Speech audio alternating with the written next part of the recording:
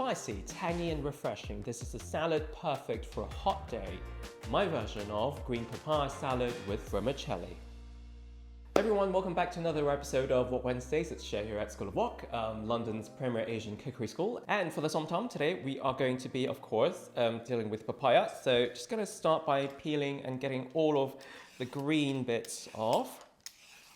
This is probably one of my favorites to eat, especially when the weather is super hot.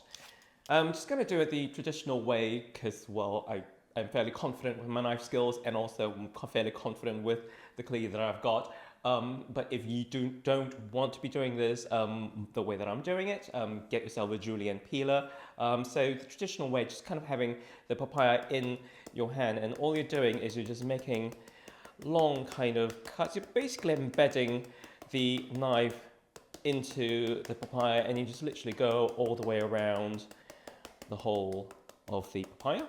And that's also just kind of why the School of Wok cleaver is so good for this. It's a nice light knife. You're not going to feel like it's too heavy and therefore unwieldy. Okay, so that's really good. So I'm just literally going around the papaya like that.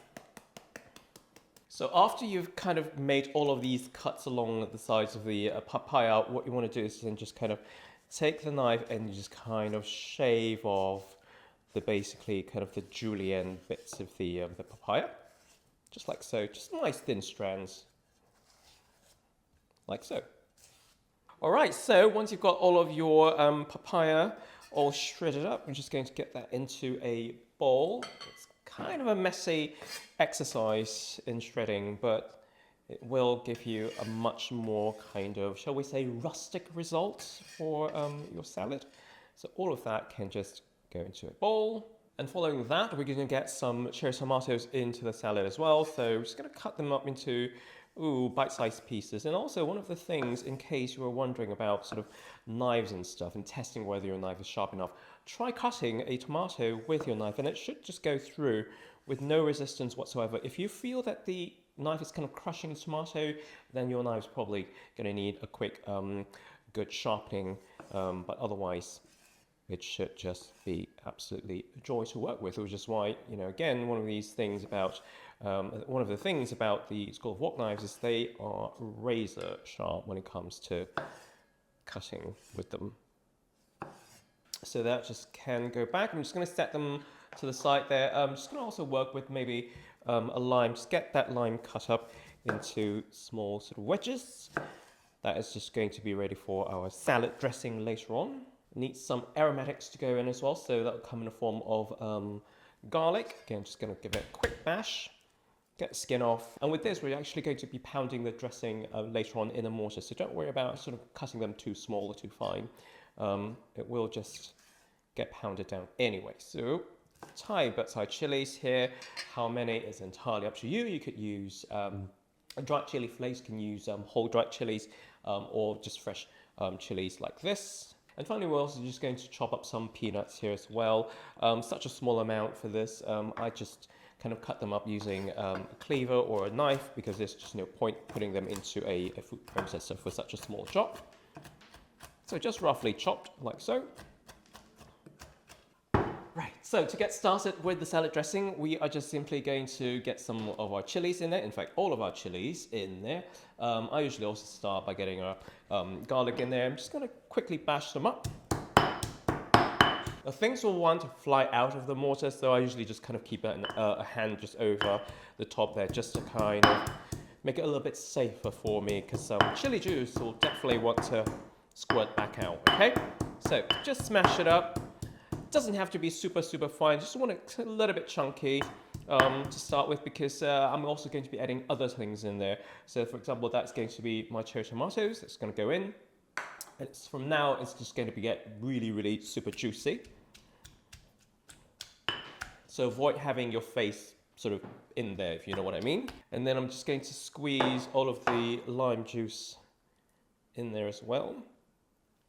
It's going to look fairly sort of slushy and liquidy, but you know, you have to bear in mind that we're going to be dressing this in the salad, so all of the papaya is going to absorb the salad dressing as well as the noodles. They're going to soak up all of that dressing, so you want to be quite liberal with all of your lime juice. And also you're looking for a nice balance between the acidity of the lime juice, the sourness coming through from, you know, the tamarind that we're going to put in later on as well.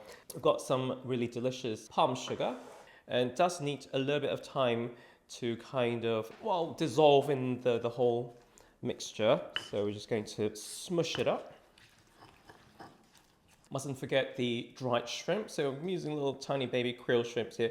If you wanted to, you can also get the slightly larger type of dried shrimp in there as well. So the next ingredient is not going to be for everybody, okay? I fully understand that. It's super, super funky. This is actually a fermented fish sauce. So it's not the clear fish sauce that we usually find in the shops.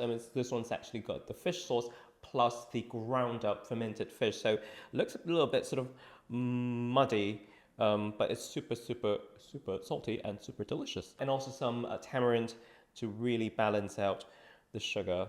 I'm just going to mix that up. It is smelling already quite potent.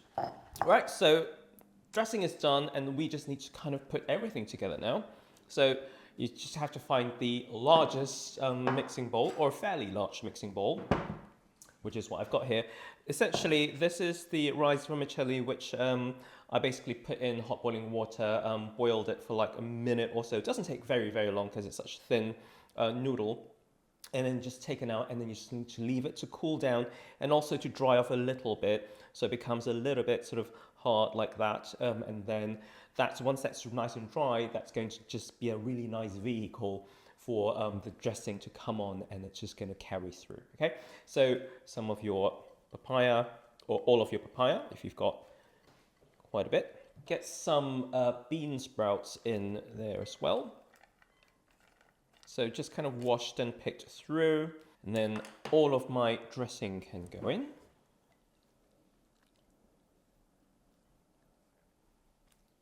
And then some of the chopped up peanuts.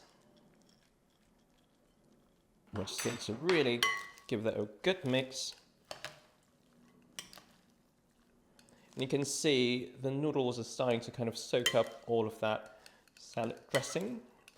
This is such a classic salad, one that we actually teach loads of, especially on our 5-day cookery course at the school here, where we kind of cover lots of different Asian cuisines all throughout a very intensive 5 days, very, very immersive. So if you're interested in the 5-day course, do check out our link to our website, which will have all of the details. Right, so all that's mixed through beautifully, and now we just need to find a nice platter to get us all presented. Easy peasy. You're just going to tip out your salad. There's obviously quite a large plate that I've got here, but this is almost kind of more like a sharing platter, if you will. And then really just kind of finish off. I've got some of the dried shrimps just kind of left over, so I'm just going to get them all on top as well for some nice bit of garnish, and also some of the baby coriander that I've got sort of in my fridge just to finish. And here it is. That's your green papaya salad with some rice vermicelli. Oh wow, this looks so good already. I am going to just go in there, get this in my mouth.